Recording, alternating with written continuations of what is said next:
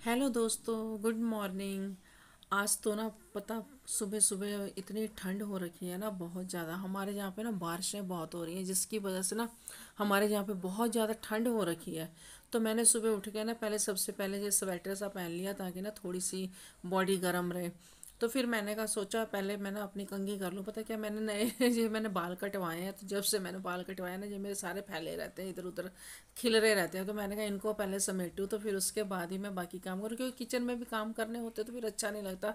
बाल ऐसे बिखरे हुए हों, कभी चाय में गिर रहे हैं तो चाहे कभी आटे में गिर रहे हैं, तो वो फिर अच्छा नहीं लगता। तो मैंने फिर सबसे पहले चाय बनाई है। चाय बना के तो फिर मैंने क्या किया, ये बादाम में भिगो के रखती होती हूँ, तो इनको मैं ना छील रही थी ताकि सबको दो दो चार चार बादाम मैं दे दूँ, तो सही रहता है ना। बच्चों को, बच्चे स्टडी कर रहे हैं, जॉब कर रहे हैं, तो उनको सही रहता है भी, बादाम देने बहुत अच्छे होते हैं।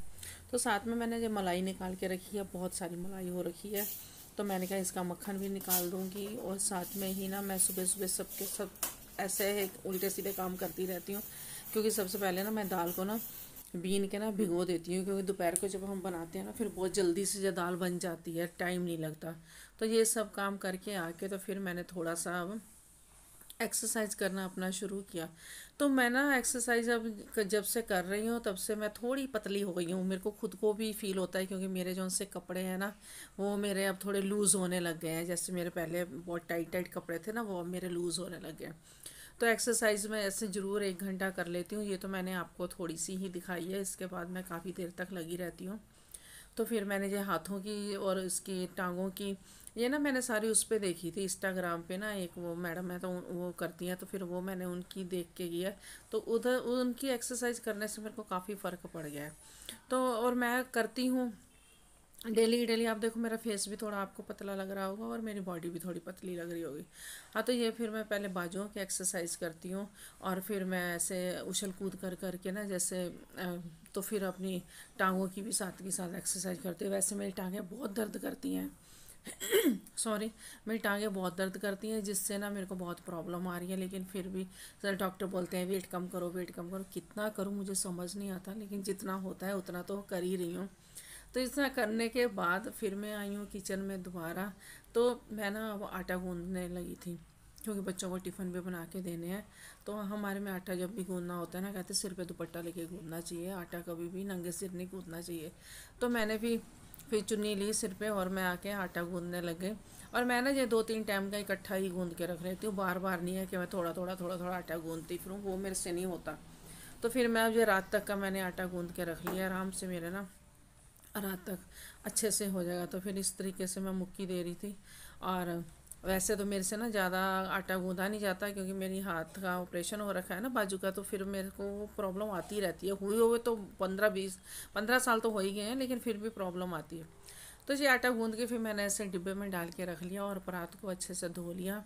तो परात को साथ के साथ धो दो, तो फिर इसमें ना आटा चिपकता नहीं है। नहीं तो लोग ऐसे ही रख देते हैं, तो फिर उसमें आटा चिपका रहता है। तो वो फिर जब हम आटा गूंदने लगे तो हमारे नाखूनों में भी लग जाता है, तो नाखून पक जाते हैं। पहले ज़माने में ऐसे होता था, मैंने कईयों को देखा है ऐसे।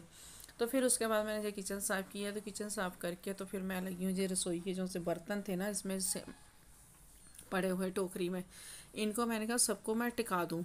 पता क्या, जो उनसे मशीन में मैंने बर्तन रात को लगाए हुए थे, वो अभी तक मैंने निकाले नहीं थे। रात को नहीं मैंने निकाले थे, क्योंकि मैं रात को लगा के फिर सो गई थी, तो अपने आप मशीन फिर अपने बर्तन साफ़ कर देती है।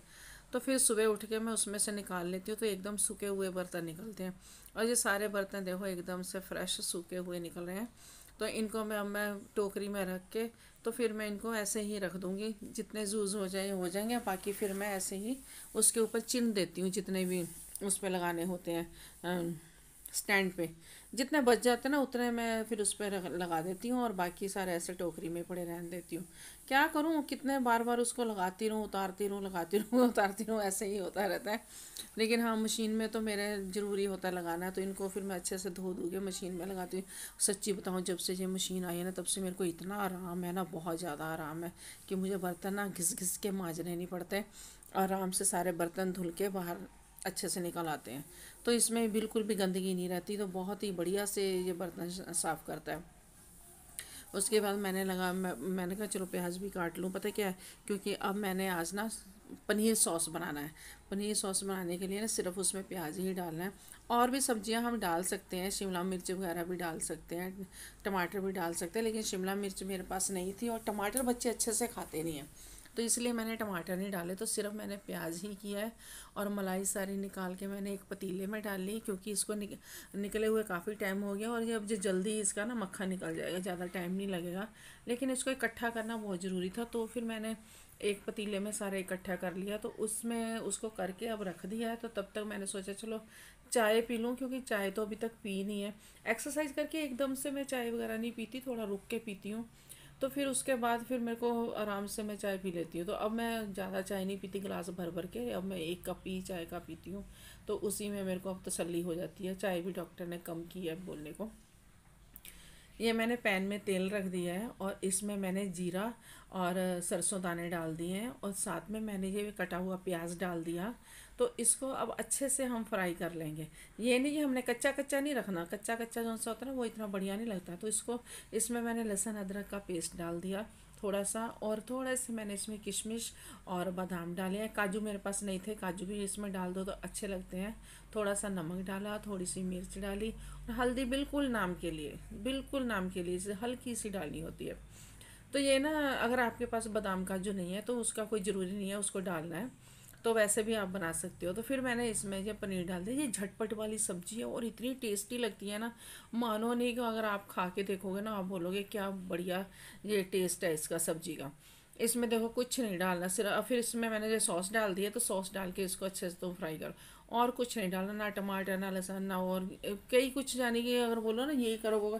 ये झटपट वाली सब्जी है और चटपट से एकदम बने, और चटपटी बनती है तो और भी टेस्टी लगती है। तो प्लीज़ आप एक बार ज़रूर ट्राई करो।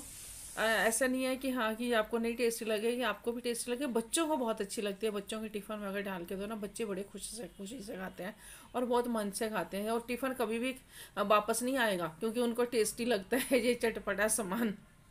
साथ में मैंने बनाया लच्छा पराठा।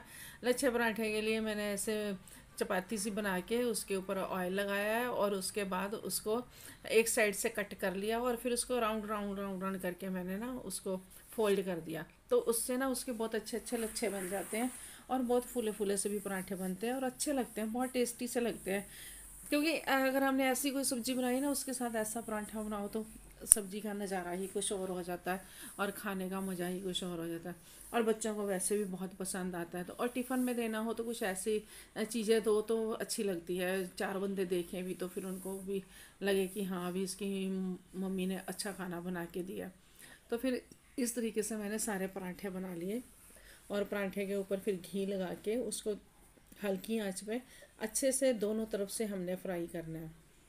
ज़्यादा तेज़ पे करो तो फिर जल जाते हैं, स्लो पे करो तो फिर अच्छे बनते हैं। तो मैं स्लो पे ही इसको सबको बनाती हूँ और बहुत ही बढ़िया से सिक्के तैयार होते हैं। जैसे क्या कहते हैं ब्राउन ब्राउनिश सी हो जाते हैं ना तो फिर अच्छे लगते हैं। तो फिर इसको ऐसे एक कपड़े में लेके अच्छे से इसको फोल्ड कर दो। जब ऐसे फोल्ड करोगे ना इसका एक एक लच्छा आपको नज़र आएगा।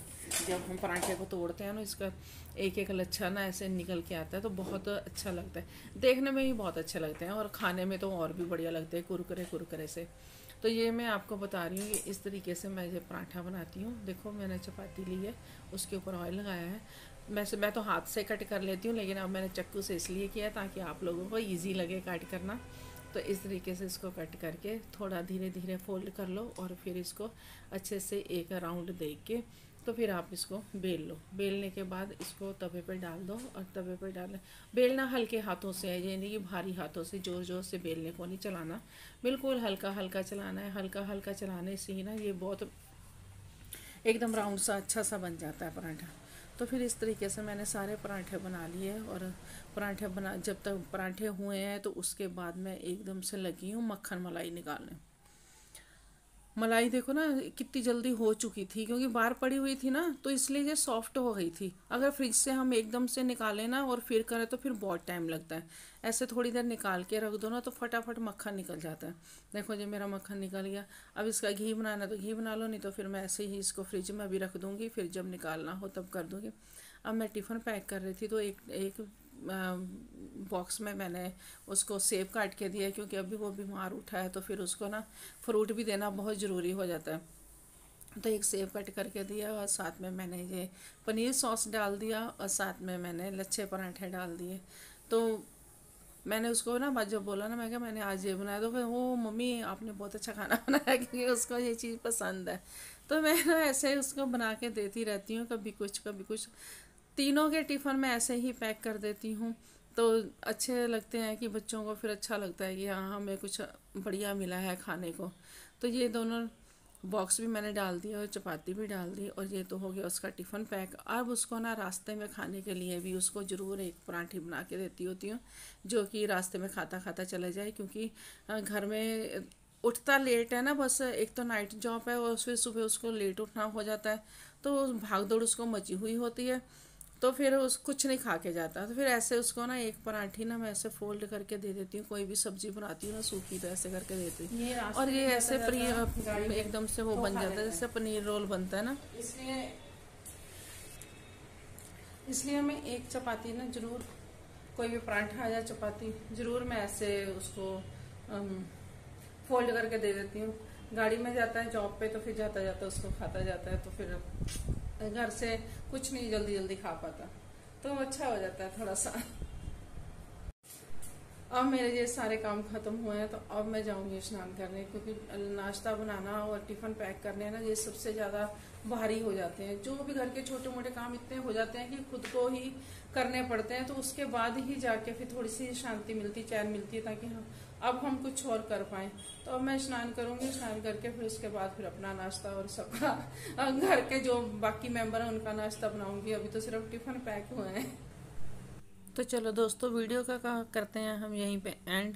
तो अगर आपको मेरी वीडियो पसंद आई तो प्लीज़ एक लाइक ज़रूर करना, और मेरे चैनल को सब्सक्राइब ज़रूर करना, और शेयर